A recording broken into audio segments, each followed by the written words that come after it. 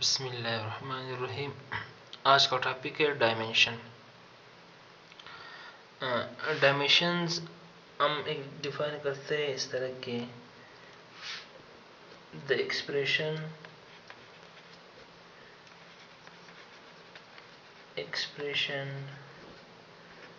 Of a physical quantity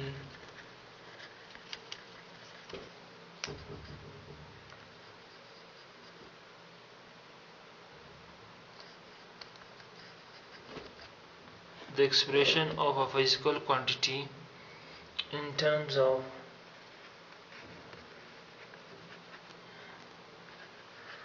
terms of base quantity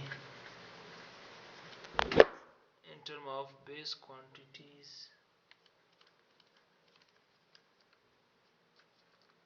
is called dimension.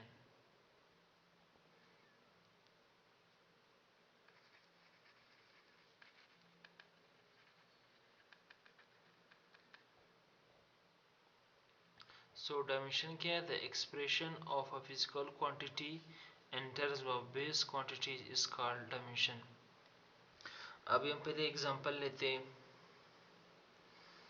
हमारे पास example है,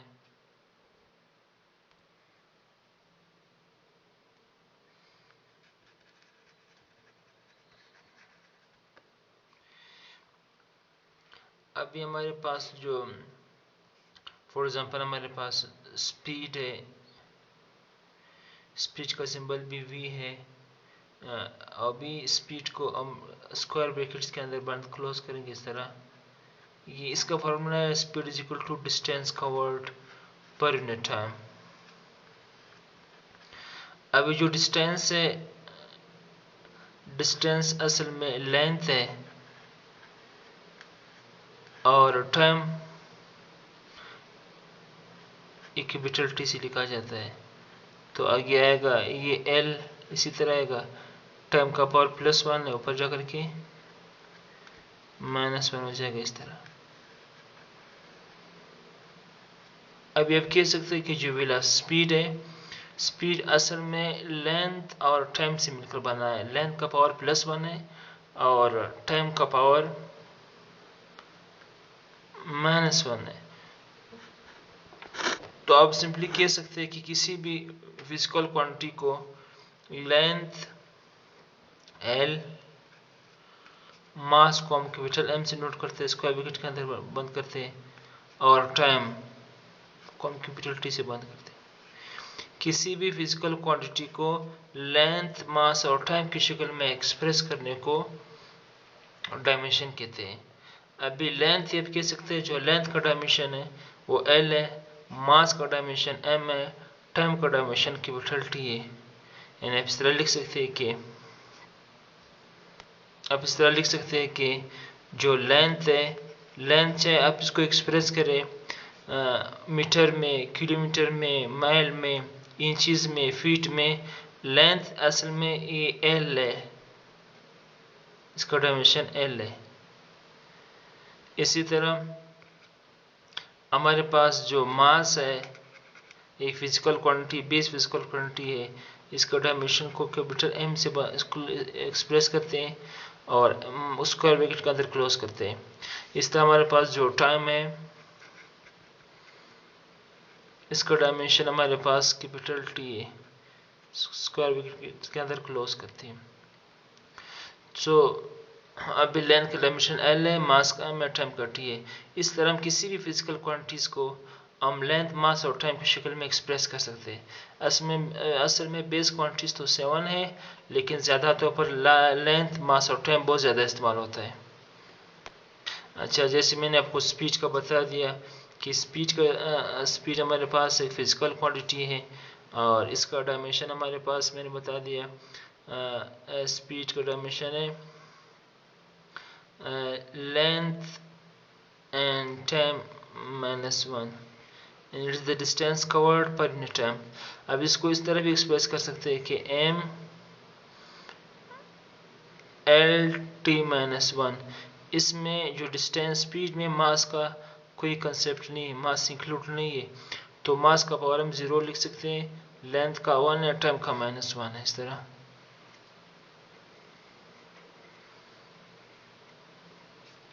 अभी speed के बाद वेलोसिटी का भी इसी तरह है।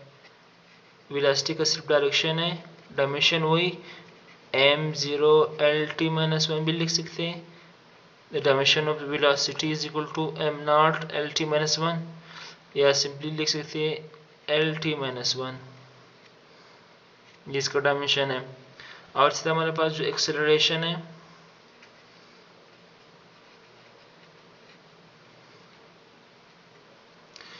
चूंकि एक्सेलरेशन का यूनिट हमारे पास है, acceleration is the velocity change in velocity per unit time. तो वेलोसिटी का डायमेंशन इसी तरह होगा, it will be equal to the dimension of velocity and dimension of time. अभी वेलोसिटी का डायमेंशन आपको पता है lt-1 है, और टाइम का डायमेंशन कैपिटल T है। अब आगे जा करके हम लिख सकते हैं इस तरह कि lt-2 ये हमारे पास हो गया डायमेंशन ऑफ एक्सेलरेशन। अच्छा, ये एक्सेलरेशन का डायमेंशन हो गया। अब लिख सकते हैं इस तरह, the dimension of acceleration is lt-2। अभी फोर्स का डायमेंशन हमें पता है कि F is equal to ma। अच्छा, अभी फोर्स का डायमेंशन मालूम करना हुआ तो हम इस तरह लिख सकते हैं, is equal to dimension of mass and dimension of acceleration is equal to, अभी मास का डायमेंशन तो कैपिटल M है, और एक्सेलरेशन का डायमेंशन अभी हम लोगों ने मालूम किया वो lt-2 है। तो डायमेंशन टोटल हमारे पास आएगा m lt-2। ये this will be the dimension of force. ये फोर्स का डायमेंशन है, यानी फोर्स में मास का पावर 1 है, लेंथ का पावर भी 1 है, और टाइम का पावर -2 है। इसी तरह किसी भी फिजिकल क्वांटिटीज को हम डिटरमाइन कर सकते हैं कि इसमें लेंथ कितने है। इस तरह अभी डायमेंशन हम क्यों मालूम करते हैं, इसको डायमेंशन एनालिसिस हम क्यों करते हैं, डायमेंशन एनालिसिस। हम किसी फिजिकल क्वांटिटी का डायमेंशन क्यों मालूम करते हैं, इसके बहुत से बेनिफिट्स हैं, फायदे हैं। इसका एक फायदा है कि हम किसी भी फार्मूले को करेक्टनेस मालूम करने के लिए, dimension is used to check the formula, हम फार्मूले को करेक्टनेस मालूम करने के लिए, चेक करने के लिए हम इसका डायमेंशन मालूम करने, under to check the equation, check the validity of the equation मालूम करने के लिए। नंबर 2, हम इक्वेशन का एनालिसिस करते हैं to derive the formula, formula derive करने के लिए हम डायमेंशन मालूम करते हैं।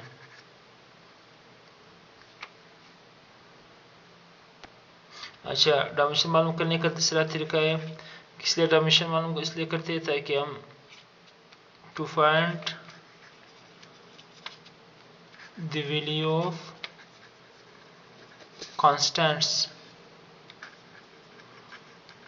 जो कांस्टेंट ऑफ प्रोपोर्शनलिटी उसकी वैल्यू मालूम करने के लिए, उसका यूनिट मालूम करने के लिए हम डायमेंशन मालूम करते हैं।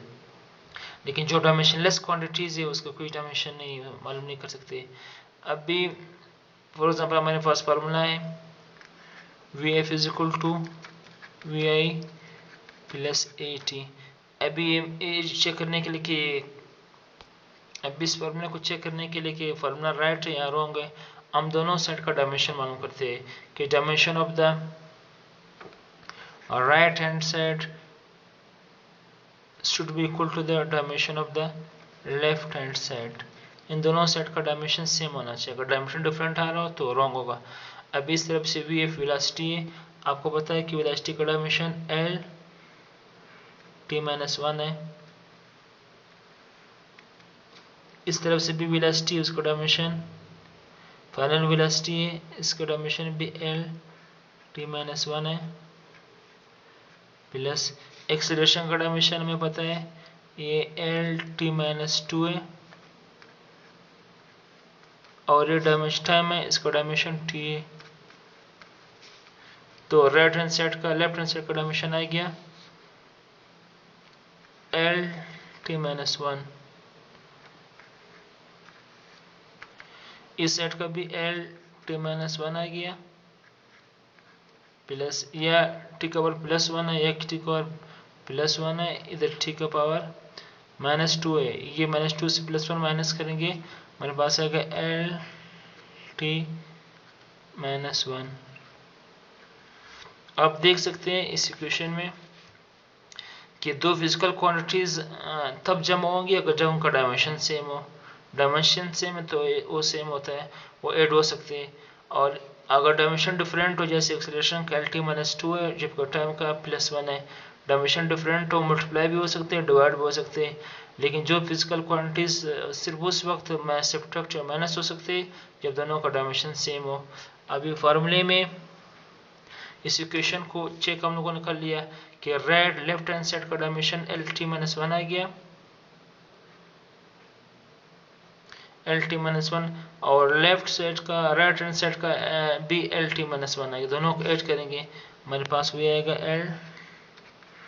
LT-1, ये दोनों ऐड हो जाएंगे 2LT-1 हो जाएगा।